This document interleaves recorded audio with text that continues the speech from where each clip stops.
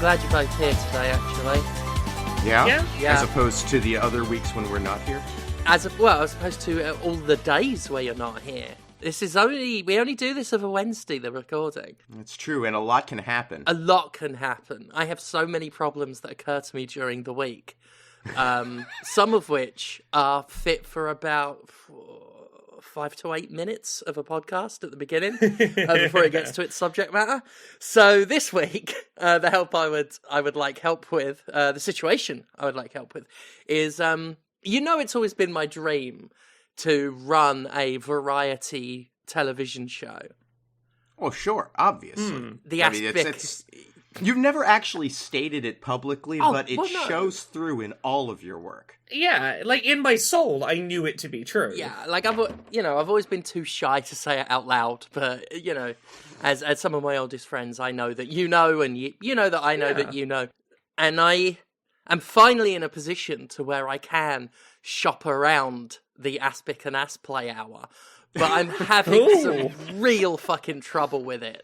I am being jammed by some motherfuckers on this. Everywhere I go, there's a motherfucker trying to jam up the Aspic and Asplay hour. Novelty hour. I thought that was the idea, was to jam it up there. Right, you see, that's the problem, Conrad. I'm sorry. Right, Conrad, I love you. You're thinking like a motherfucker. Every time I try and shop the Aspic and Asplay novelty hour, people keep trying to make the Aspic part of the Asplay. They're two different things. Yeah. It's not the Aspic Asplay hour, it's the Aspic and Asplay hour. Exactly. They're two separate things that will sort of coexist near each other, but not be one thing. I name my pilots very carefully. And if I use an and, it's because the Aspic is unrelated to the Asplay. They're different things. But every producer in this town is a motherfucker trying to jam up the Asplay with Aspic. They're different things. They're two very separate things. Okay, well, what's the structure of the show then? Because maybe there's another way to work it. Like, does it go from Aspic to Asplay? It's a 50-50 even way split. Aspic to Asplay ratio. Pure 50-50. 1-to-1. Some weeks, we dedicate an entire half-hour block. Other times, we chop that half hour into segments and we slice them in each other like a sandwich, but not a sandwich because the two parts are distinctly unrelated. Like Aspic that you slice. Yeah. Yeah. This isn't a laughing matter. The amount of motherfuckers jamming me up on this. And we're laughing. Like, I'm sorry, I know you don't realise how long I've worked on this. This is a 13-year project. And no one has ever even asked about the novelty. Well, I assumed the fact that... It's Aspic. It's more Aspic. Well, I thought the fact that both Aspic and Asplay were part of one program was the novelty. The fact that both of them separately, but in equal measure, were part of a single show was the novelty of the thing. Laura, you're talking like a motherfucker. I love you, but you're really motherfucking me over here with the jam and the Aspic. No. The novelty is a different thing. The Aspic, it's Aspic and Asplay that takes place in a novelty hour. Okay, because when you said it was 50% Aspic and 50% Asplay, in my mind, there was no room for novelty, so that the novelty had to be the pair of them. So what is the novelty of the hour? Is it variable in some way, or...? I mean, it was just going to be more Aspic, but Laura's right. There's not enough time. I've not left myself enough time. The real motherfucker was I was the real motherfucker the whole time. Jamming yourself up with... I have jammed... I mean, I jammed a novelty hour with so much Aspic and Asplay. There's not enough room for the novelty Aspic, which is a different thing. Look, I hate to suggest this, given how we got here, but could we make room for the novelty by having a portion of the time that would have been the Aspic and a portion of the time that would have been the Asplay overlap a little? So, like, there is some separate of each, but there's also an overlapping portion of the aspic and ass play. And you see, listeners, it's just that easy to bow to Hollywood pressure. Yes, I will sign away the integrity of the show if that's the only way these motherfuckers in Hollywood are going to allow me my novelty. I'm just saying, it sounds like you failed to leave enough room for the novelty, not that the executives didn't give you the time. I've made it worse for myself by deciding to be melodramatic about it. Very well. I will compromise the Aspic and Asplay novelty hour for the sake of the novelty. And let it be known, it was not for the money. It was for the novelty, the integrity of the novelty. In fact, we could make the actual novelty being when Aspic goes up the ass. Or we could get a very small double-ended dildo and slip it between 2 blocks of it. And they can go Aspic to Aspic. I want to contribute to help this show get off the ground. And I think I might have your pilot episode title from an unanticipated place.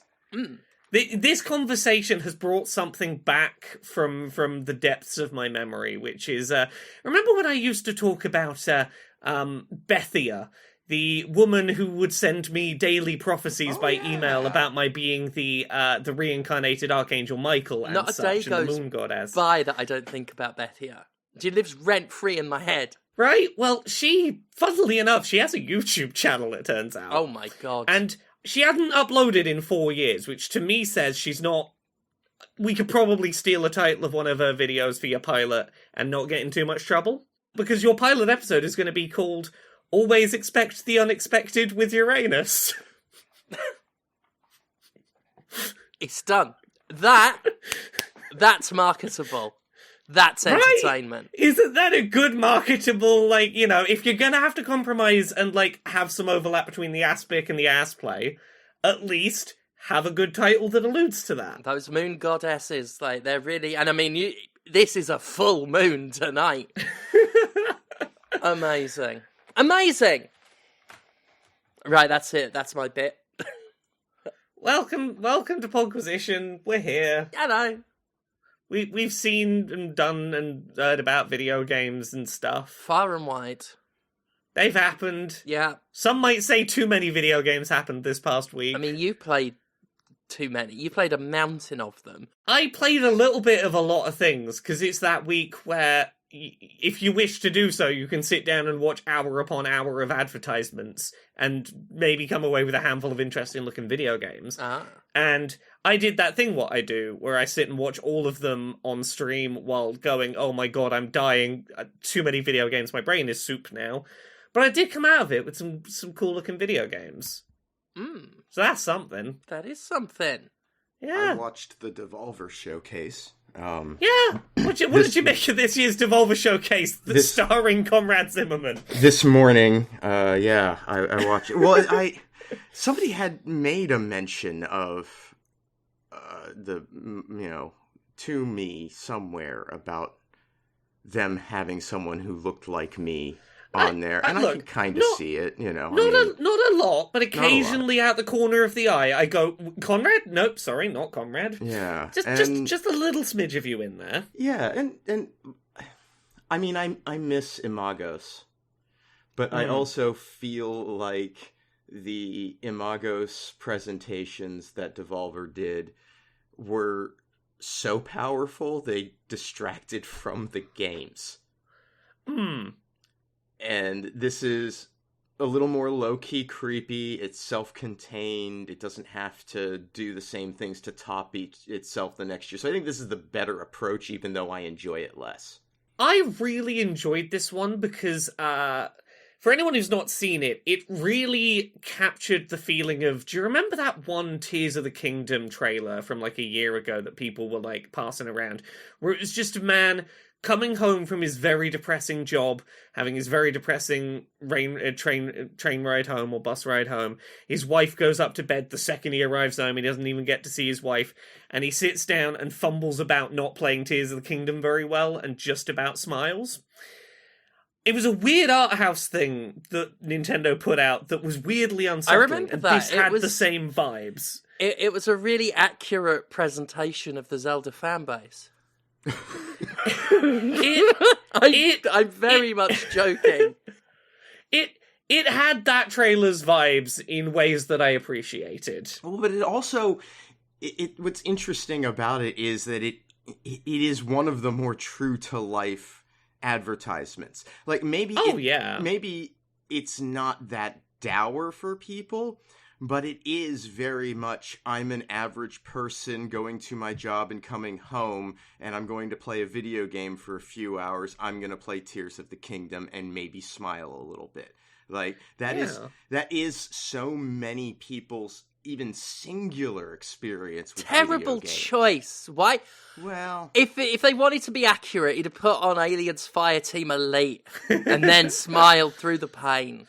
That's what people do, isn't it? That's what people do. I will say, I thought they did a great job with the animated segments of the Devolver one this year. Yep. The animated bit was very spot on. I mean, it was all well executed, and the sort of lingering dread sense that they did, and the animated bits that were included. Like, it's a good package. I enjoyed it. Yeah. I do miss sort of the bombast and ridiculousness, but that's fine. It was good. I don't doubt they will return. I think it is sensible to do other stuff to give yourself breathing room so you don't have to eternally escalate. Yep. But yeah, shall I talk about a couple of things I played this week? Because I played too many fucking things this week. Where do I start with? I played one that isn't a demo. It's a full game that came out that I'm really digging. It's called RKGK. I think it's pronounced Ragugaki. The premise is gonna sound really generic. It's been done before. Evil corporation has made it so that all forms of self-expression are banned, and we gotta bring art back to the world to wake up the brainwashed masses. Like, on paper, kind of a generic setup. But what works about it is the execution of the presentation. It is fundamentally a game about, like, running around doing graffiti and graffiti-based third-person combat and platforming, and occasionally finding enough spray cans to do some cool graffiti over a screen so that, like, everyone wakes up and isn't being brainwashed by the big screens anymore. And the thing that works really well about it is it feels like a really fucking good PS2 game. It feels very much in the the level design sensibilities feel very locked in your PS2 era, while the game runs at a good frame rate, looks nicer than a PS2 game would. It just has that simple collectathon, don't overthink it kind of feel to it. You are picking up big, shiny, very clear, obvious to see collectibles that largely exist to buy new cosmetics in between levels or to be the paint you need to pick up to do your collection stuff. But there's a lot of bits of the moveset that feel more modern. You've got a nice air dash. There's a sort of Splatoon-inspired. You can fast travel along the ground by basically spraying spray paint in front of you so that the ground is wet and you're just sort of sliding along your own sort of paint slick. I like that. The game's got a gorgeous, very, very saturated neon color palette to it. And it's all just real simple, kind of turn your brain off a little bit, enjoy the good music, go beat people up with pretty basic combos. Nothing's wasting your time. Much like if you were just going to throw up a quick tag and get out there before the cops saw you, nothing lingers. In games like this, I would usually expect when I found one of these big screens that I need to graffiti over, that it would make me stop and do a little mini game. No, you just press L2, you've sprayed it, cool art, off you keep going. It is a game that has no interest in wasting your time, or being any more complicated than it needs to be, and its aesthetic and the strength of the feel of playing allow it to get away with that, I think. It's real fun. I've been quite charmed with what I've played of it so far, and it's one that I think is going to be my wind down, I don't want to have to think too much after work game for a little bit. I'm really digging it. Nice. Excellent. Well, what about you both? Have either of you played anything this week? I played 2 games. How many did you do? I played a handful of demos, and... I don't know why I said it like we were playing cards. I played 2. Let's see your hand. Lay them on the table, these demos of yours. Well, actually, before that, I went back to Alan Wake 2 this week. Ooh. Because the first DLC expansion released, Oh, yes. Night Springs. It is 3 short, self-contained episodes that are set as episodes of the show Night Springs. They're introduced by Warland Dorr, and they're all written by Alan Wake, and they're really good. Like, I really like them. The thing that and I don't want to, like, I'm trying to avoid spoilering, because it did just come out, and some of the fun is, like, seeing who pops up. Because they're using characters from across the Remedyverse. And it's somewhat, I don't know about surprising necessarily, but it's fun when someone pops up that you might not have expected to see, and the context of their experience in Night Springs. But the idea of doing little vignette things that can play around both with the lore and environments in interesting ways is very welcome. It's a good idea. They're playful. The first one is, in my view, the best one. I have said before, I do not particularly care for Alan Wake's combat in either game. And this at least makes the combat fun. It's a big part of the chapter, but it has been tempered somewhat by what it gives you to use in that, is the best way I could say it. The other 2 chapters are fine.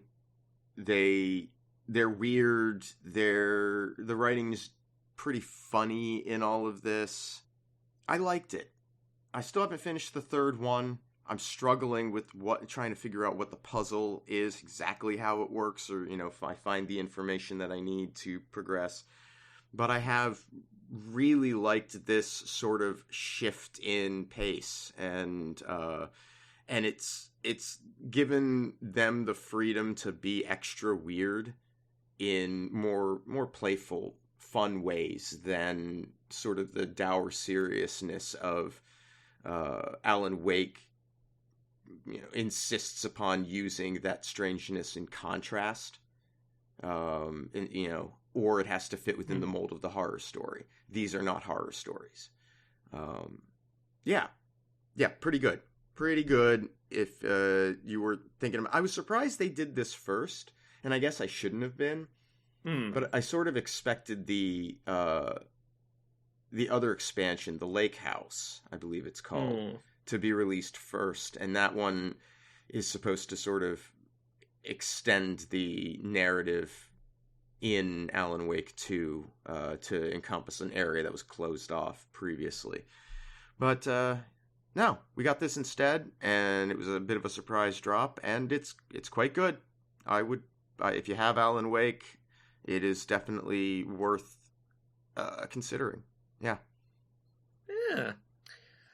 I've got a couple of quick demo things that, I've not put a huge amount of time into, but I think are worth suggesting as things worth trying. I want to start with the one that has my favorite really bad pun of a name that I've heard all week, and that alone got it to stick in my head really well.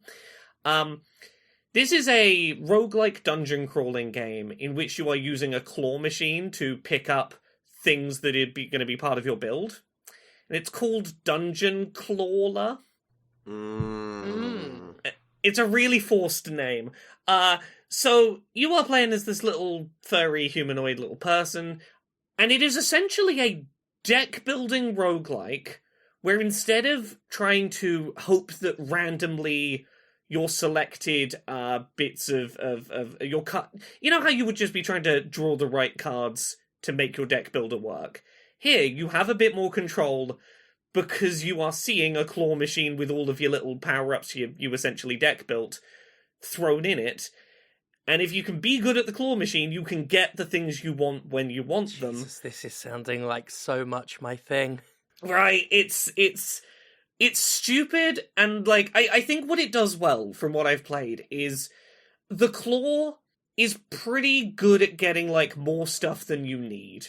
And that helps to offset a little bit the randomness. Is sure, I might not be getting precisely what I need, but if I get something that isn't the right thing, I'll at least probably get enough things that I'll be able to get through this round of combat.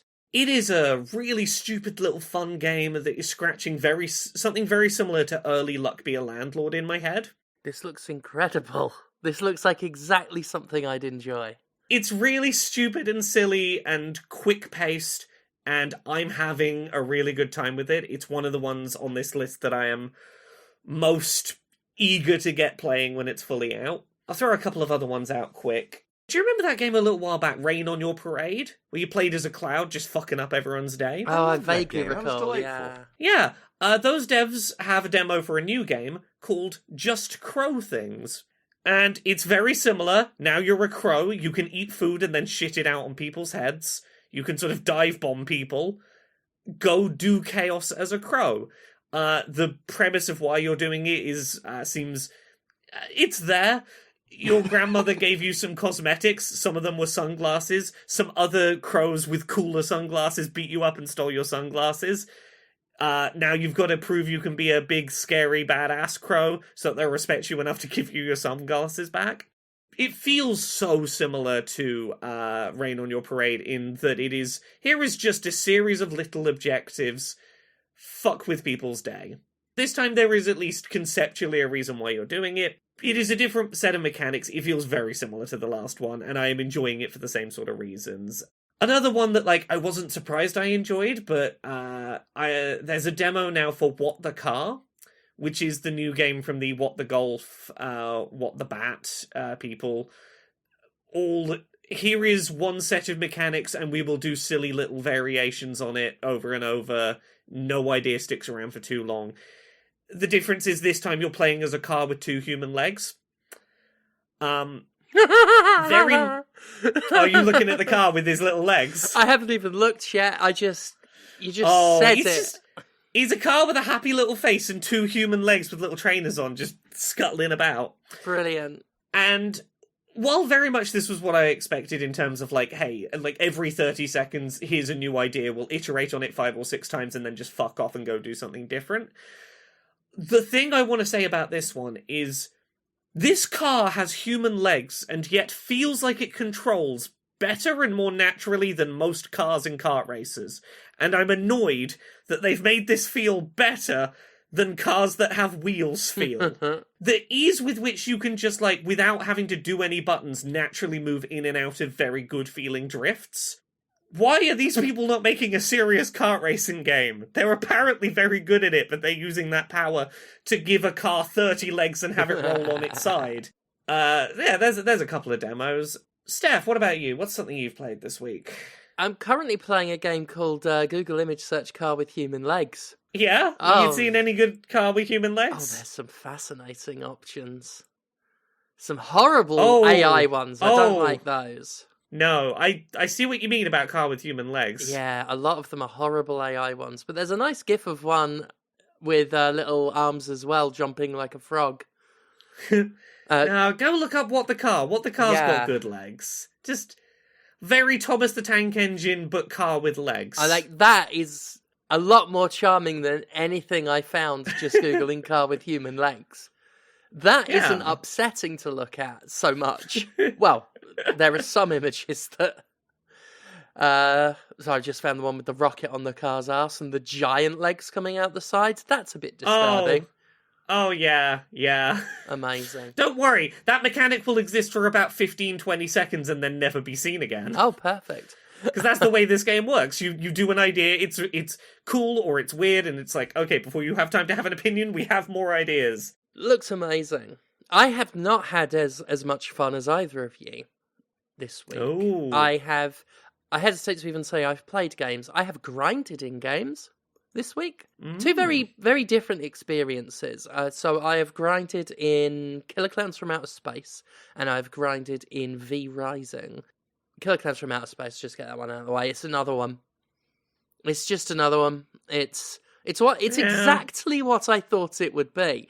No more and no less. It is exactly the post-Friday the 13th scavenger hunt I expected. And there are no surprises. There are no shocks. The slight Killer Clown twist they've added to anything is so surface level. I mean, it's another one of those games that is drip-feeding cosmetic and sort of upgrades and everything on this linear track that everyone's on.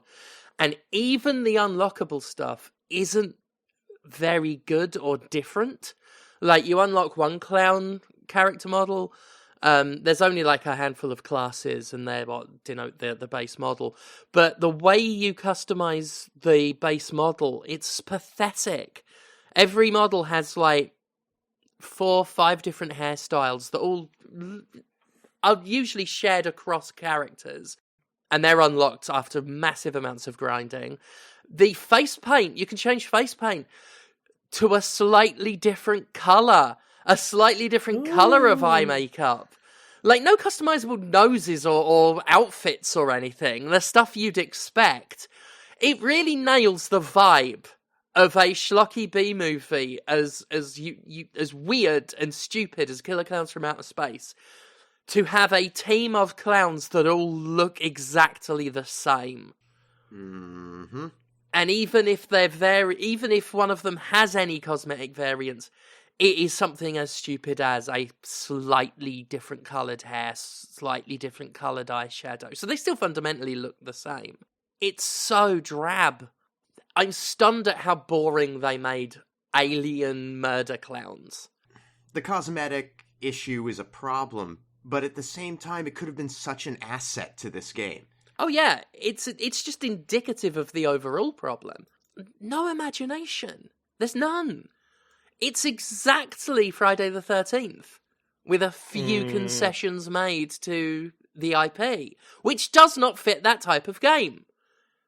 I am sick of this, and this is why I keep banging on about context and stuff on the Jimquisition, because I'm sick of this idea that you can take any so-called IP and plug it into any game you want, and it's fine. I am sick of that attitude. It's why we got something shit like that fucking Puppet Master game, which I came up with a better game in 5 minutes. It should be Monster Hunter, but your puppets hunting people. I'd play the shit out of that 10 out of 10 game of the year. But no, we can't do that because it's been decided ever since Dead by Daylight that this is what we do with our horror IP now. This is what we do with horror movies from the 80s. We turn them all into the same fucking scavenger hunt. I could describe the gameplay to you, but I would just be describing Friday the 13th, the game. Just replace whatever comes before the game with a different horror movie name, and you've got a game now. It's fucking... Killer Clowns from Outer Space does not suit a bunch of people crawling around quietly, looking in different boxes to find 2 spark plugs and a gas can to escape on a boat. It doesn't even work. For fuck's sake. There's so much you could do with that IP in a game. Not a lot of it good, but at least more inventive than this. What even is the market for this in a year? So as the clowns, you got 3 clowns, and they have, like, abilities unlocked on a horrifically grindy drip feed.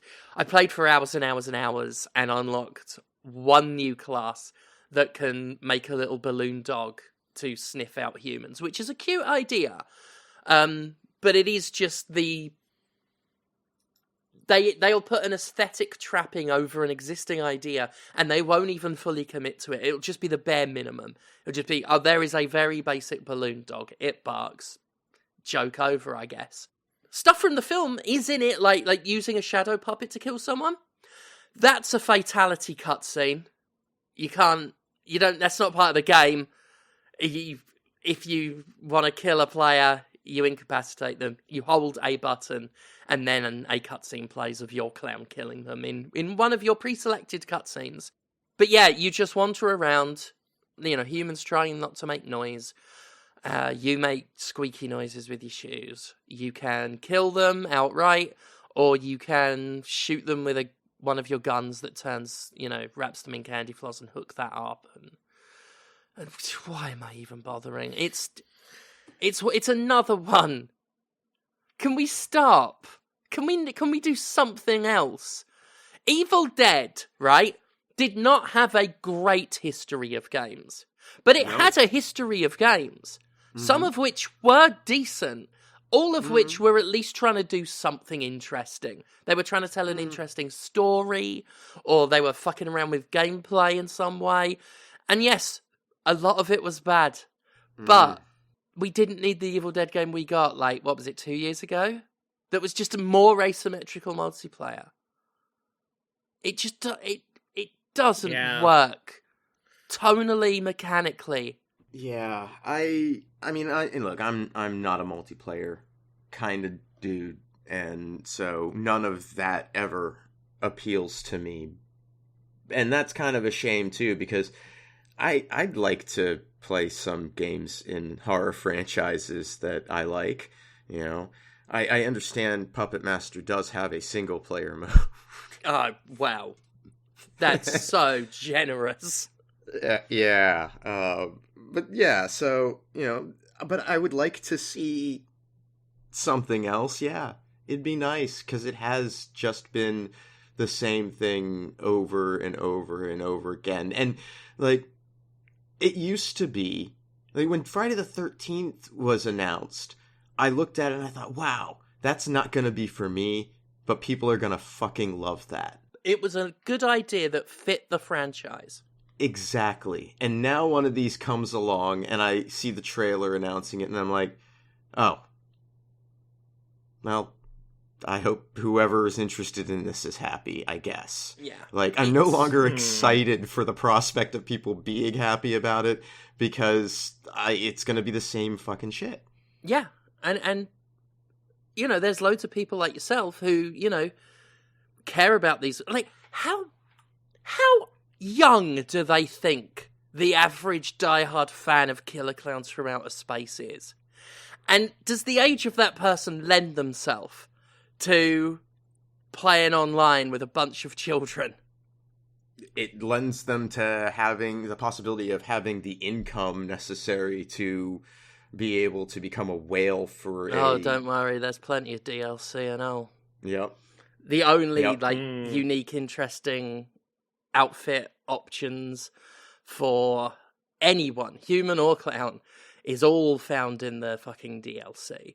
That will still, of course, be shown in your customization menu to constantly advertise it to you. But I hope for their sake, well, I don't, but they better hope that they can swindle enough people now, because who's playing this in a year? In a month. Well, yeah, you've got the tens of diehard Killer Clown fans who probably wanted something else. As someone who has an appreciation for that film, I'd want something else. Or you have people who love this, little cottage industry of scavenger hunts, who have better options, who aren't necessarily... I mean, how many of them are going to have even heard of Killer Klowns? It's not that well known.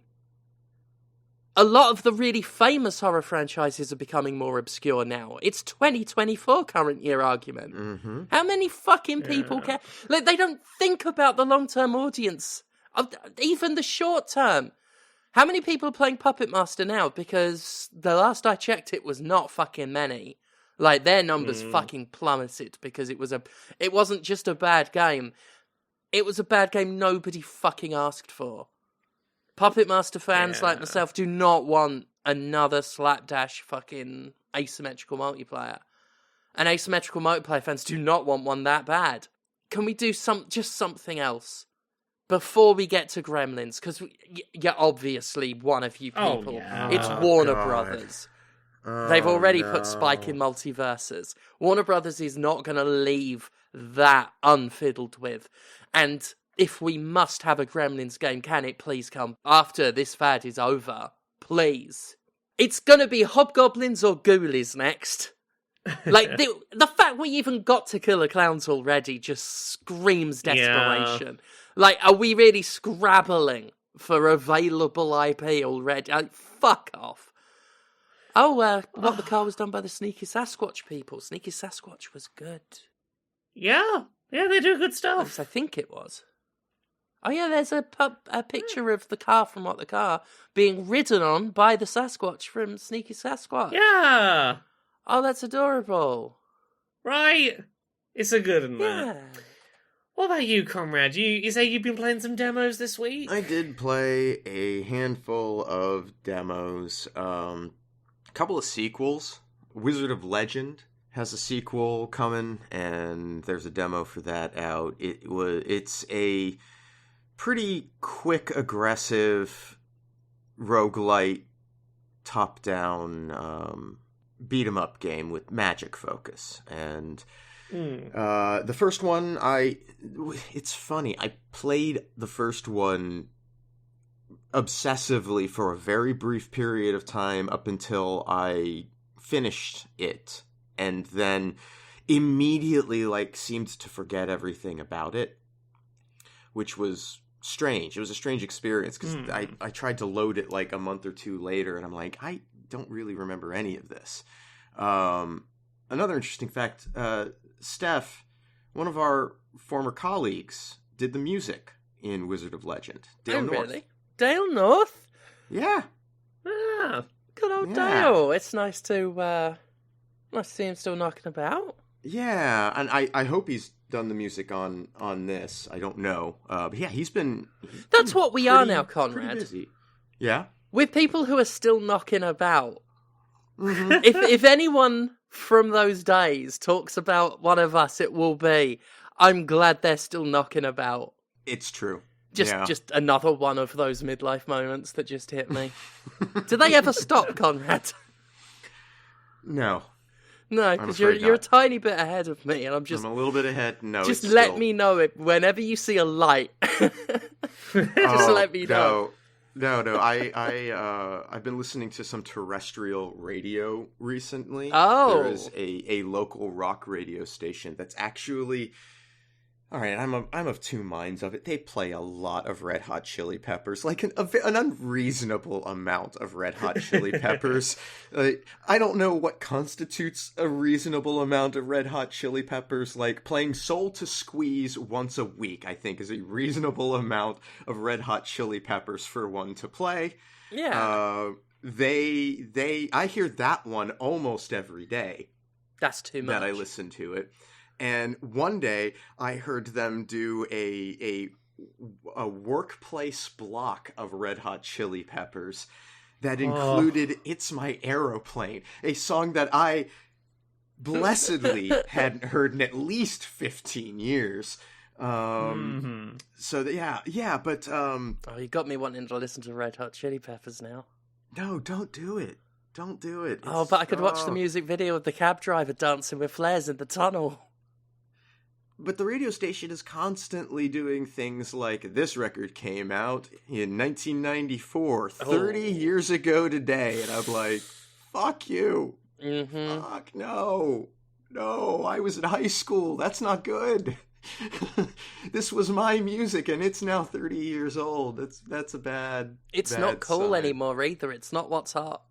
No. I still catch myself thinking, this music is timeless, but, that's only because there aren't any teenagers around here to roll their eyes at me and tell me I'm pathetic.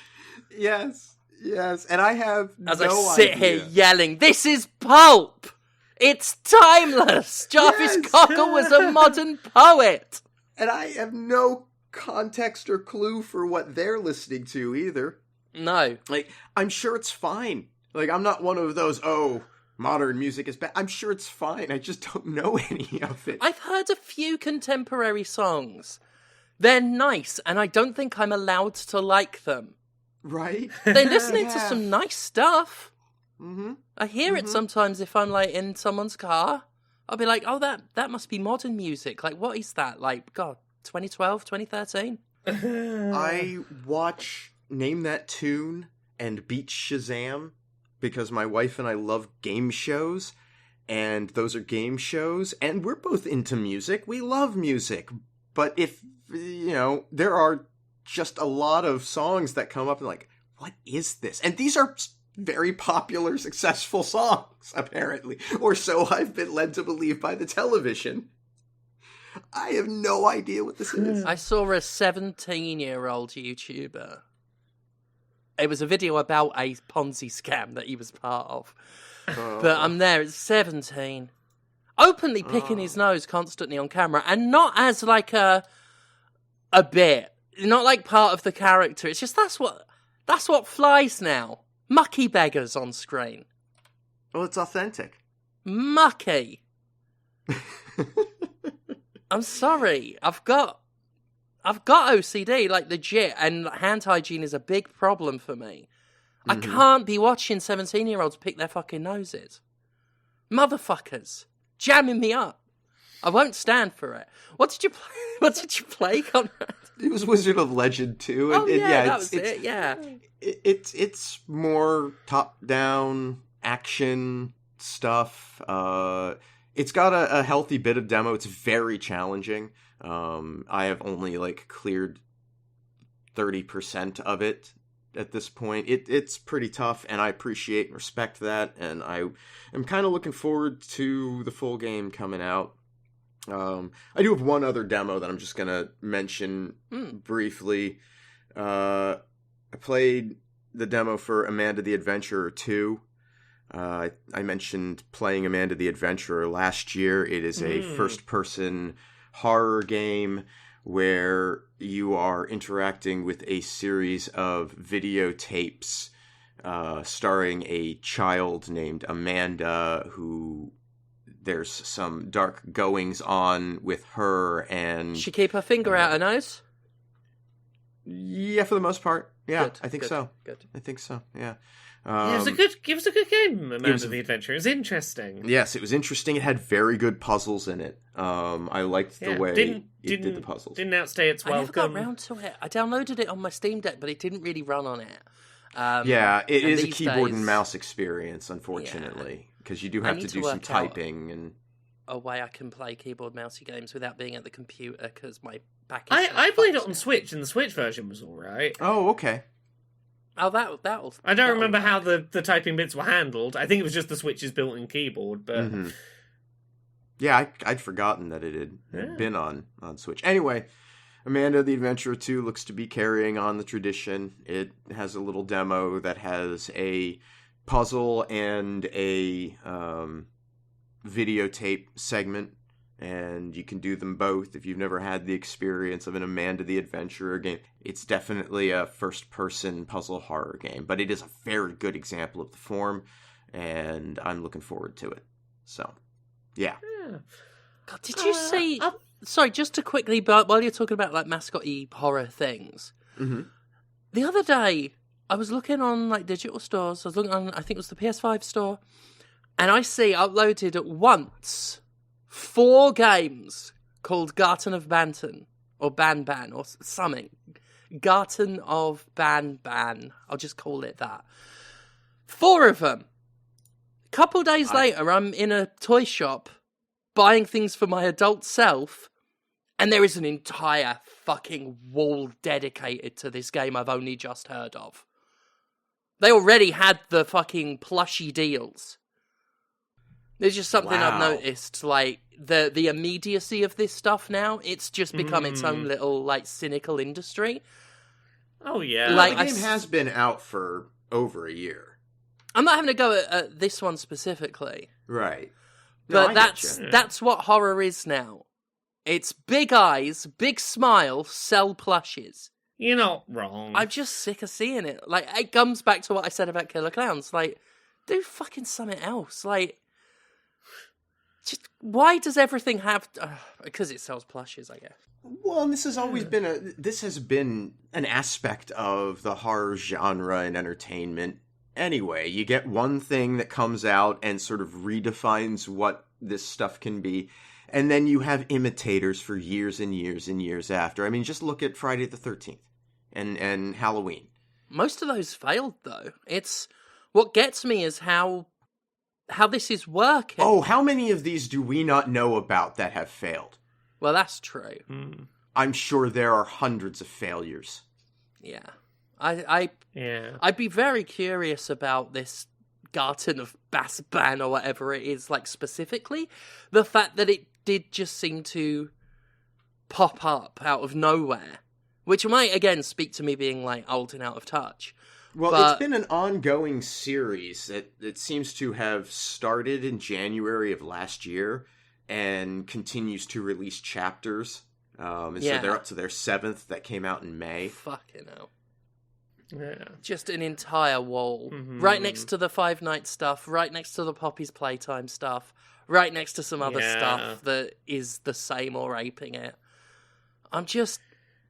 Can horror have something else going for it at the moment instead of something that's either 8 pages, Five Nights at Freddy's, or fucking scavenger hunt bullshit? Yeah.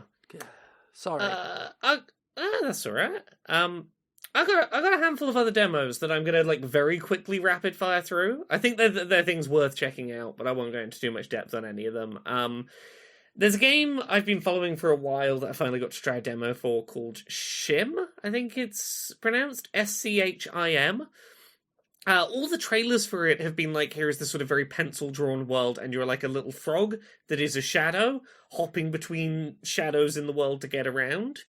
That is definitely representative of the game, but also there is more to it, at least in the demo, and I guess this is the introduction to the game that I hadn't anticipated, was...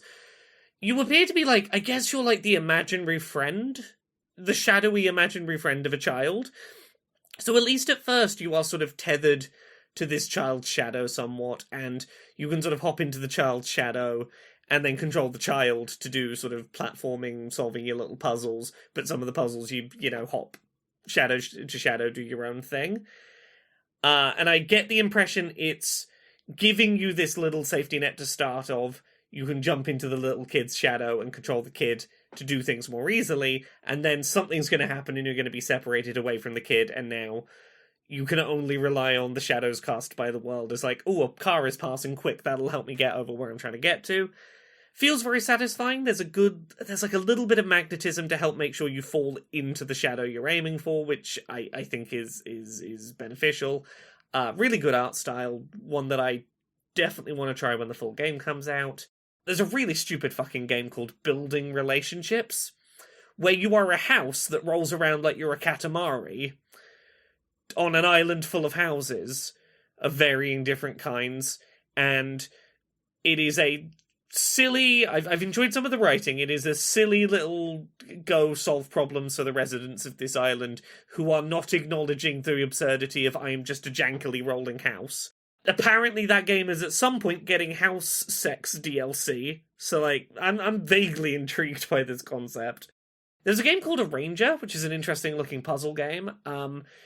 You are on a sort of top-down view of a grid-based world, and anytime you move your character, the world will shift in the direction you've moved your character on that specific axis. So let's say you move your character one space to the right, the current row you are on will shift to the right, with any bit of the world that gets shunted off one side will appear, sort of wrap around and come back on the other side. If you move up or down, the column you are on will shift one space the way you've gone.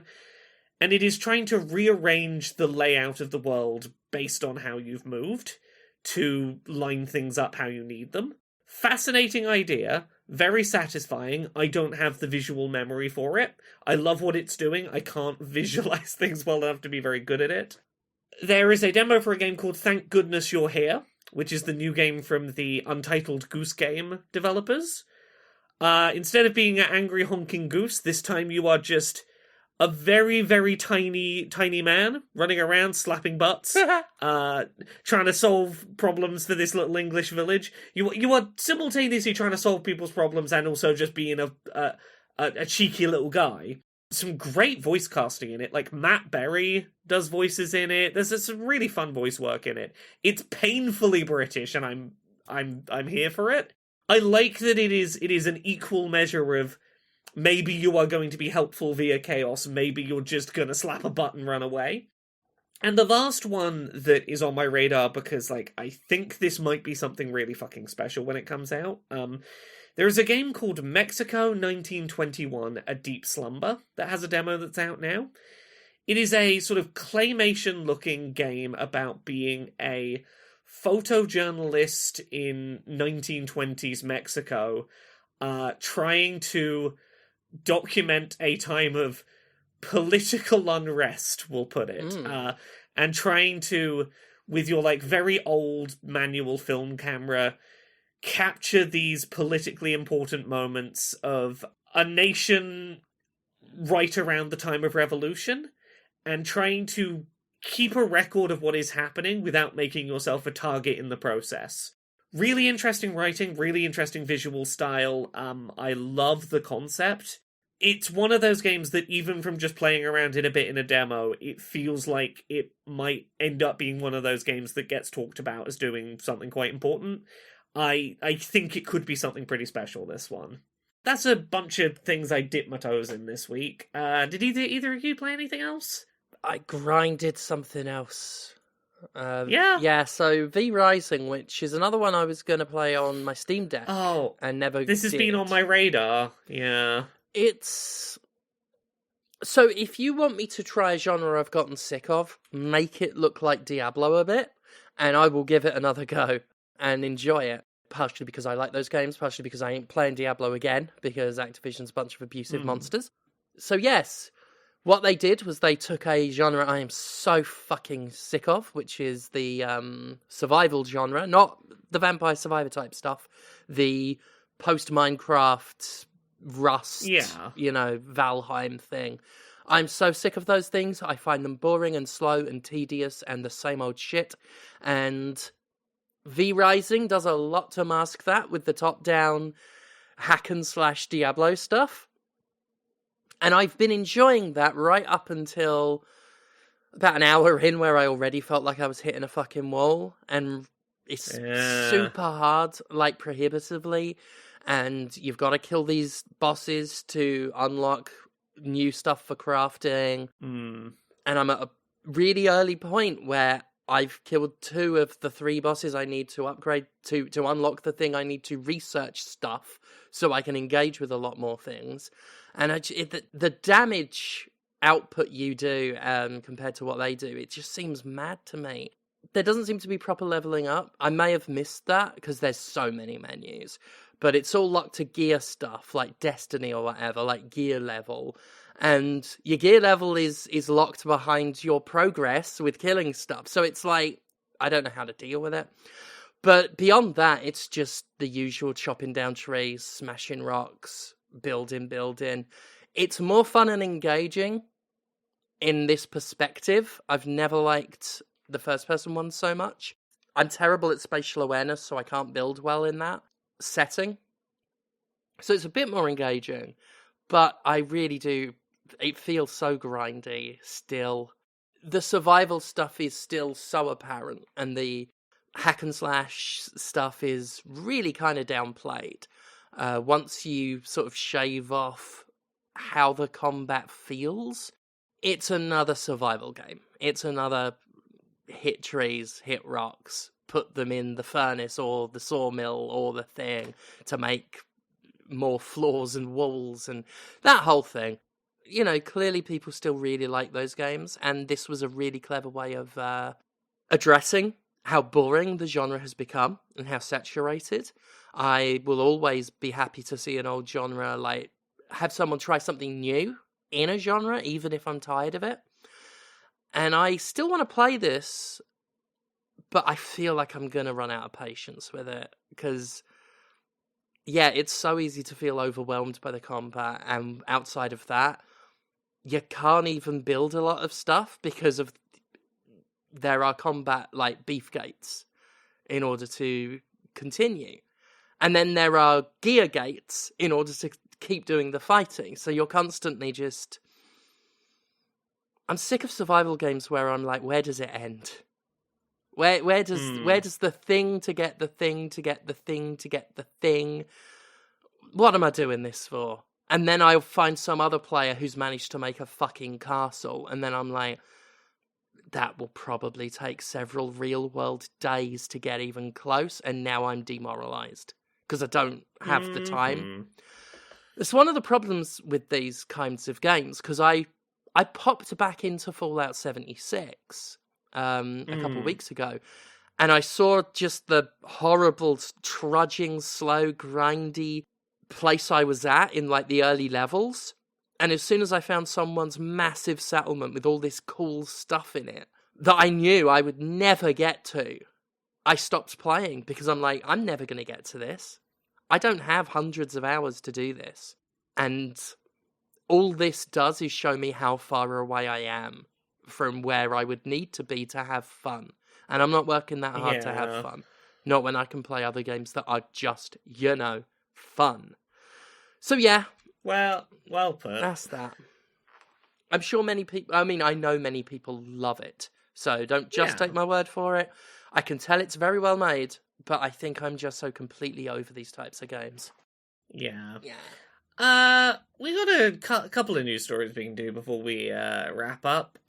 Conrad, do you want to talk about ROMs? Sure. Yeah. So this past week, one of the biggest, longest running places on the internet to acquire ROMs, Vimm's Lair, got hit by some legal threats from Nintendo and Sega that has resulted in an enormous chunk of their ROMs library being removed. Fucking vandals. Yeah, so specifically Sega, Nintendo, Sony, the ESA, and Lego all at once came and were like, here is just a pile of fucking DMCA claims. And the thing that is sort of frustrating about this is that it probably couldn't have happened to a better group of these kinds of people who put these things up online for distribution. Like, that site has never posted ads. Yeah. You know, they were not profiting off of this. They were legitimately providing a resource. And it's just a shame. There's been some speculation that I've read that it might be due to the recent influx of emulators for old consoles on iOS. Yes, and specifically people who had been in a walled garden where emulation wasn't really an option, suddenly having access to it and then not being fucking subtle about where they're getting their ROMs from. Yeah. A few too many people posting a few too many, hey, go to Vimm's Lair, there's free video games there, probably didn't help. I think that's something we're gonna have to learn now, is discretion. Relearn, because there was a time. Yes. One thing we need to relearn, because, everyone's gotten so used to, especially social media, everyone's used to shouting everything and sharing everything, but this shit has to get underground again. Yeah. We're back into, some of this stuff that can't be found anywhere else, especially. Yeah. We've got to treat it like tape circulation these days. Like, you pass it for around and you don't fucking broadcast it. Because remember, piracy, emulation, they're two very different things. But one thing they have in common is they're both morally okay.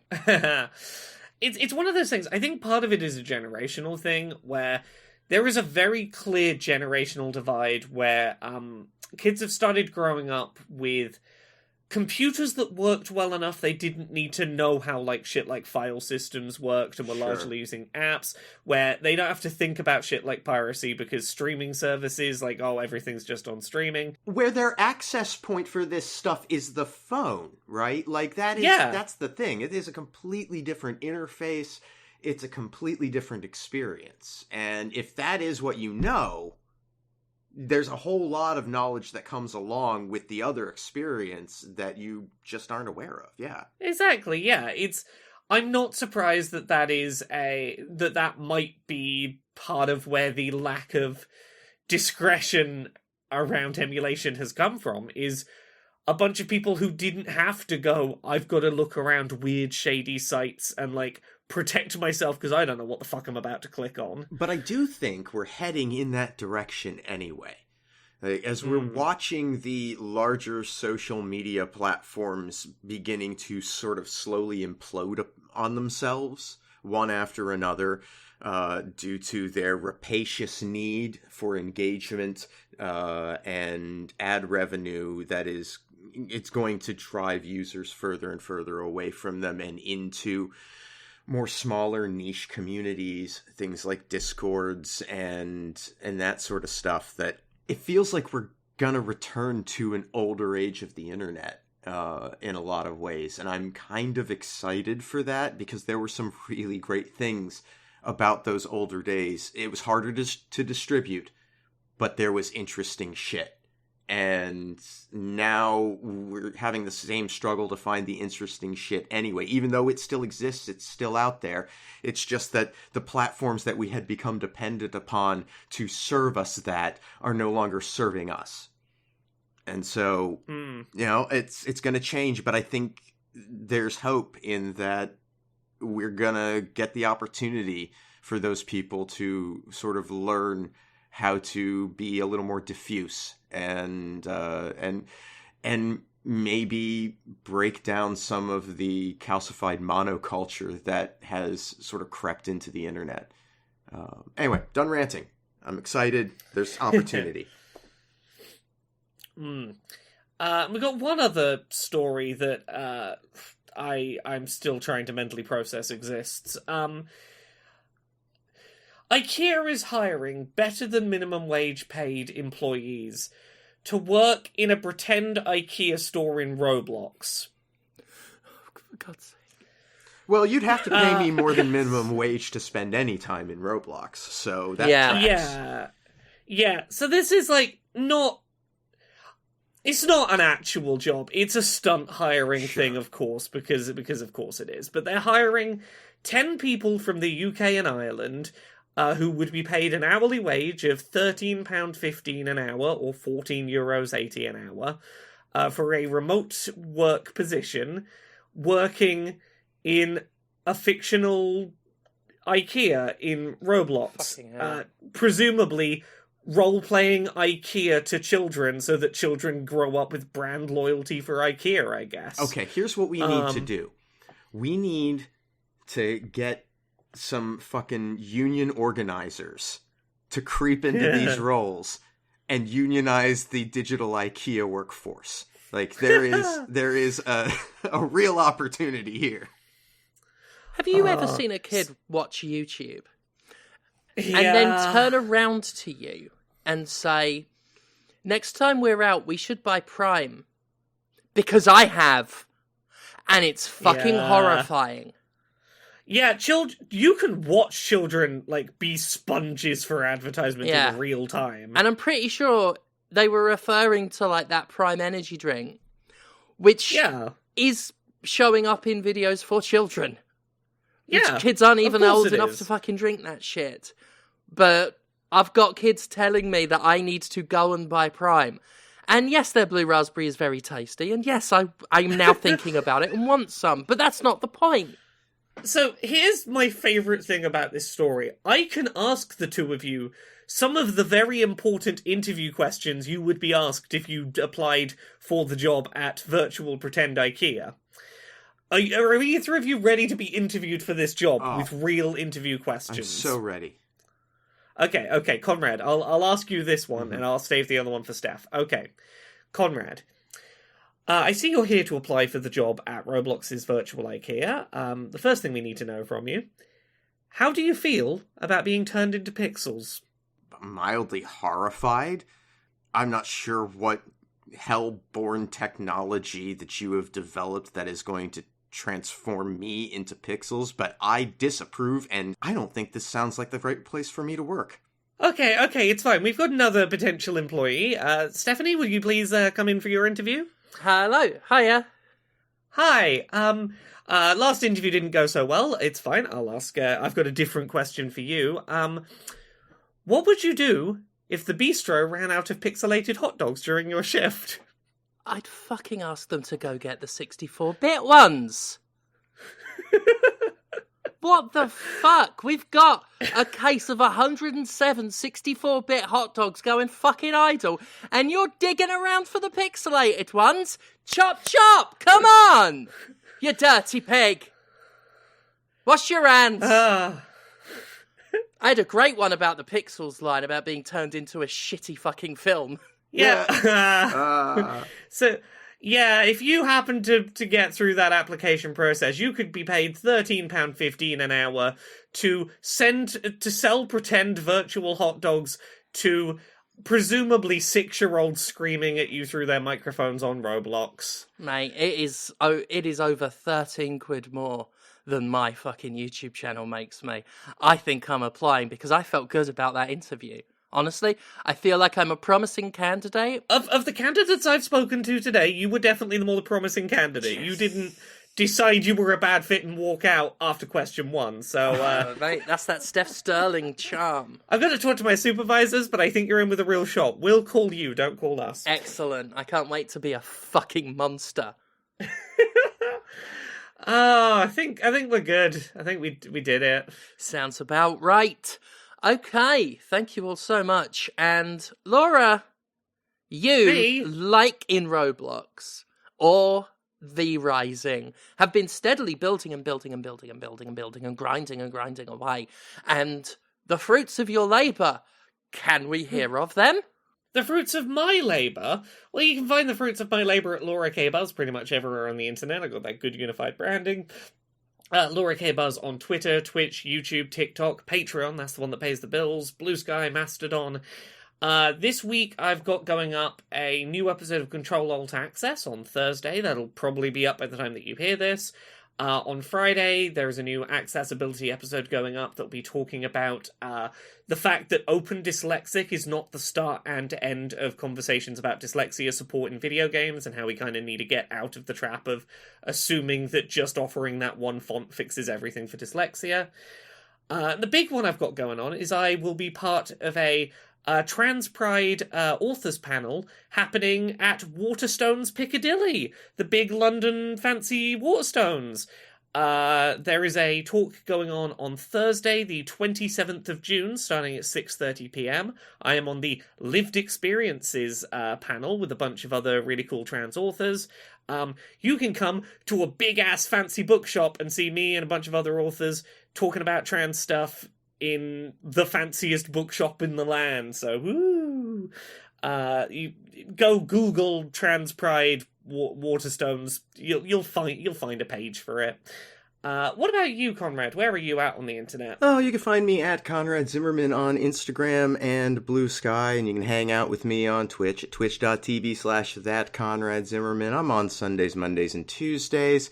You can buy anti-capitalist propaganda and official Jimquisition merchandise at mercenarycreative.com.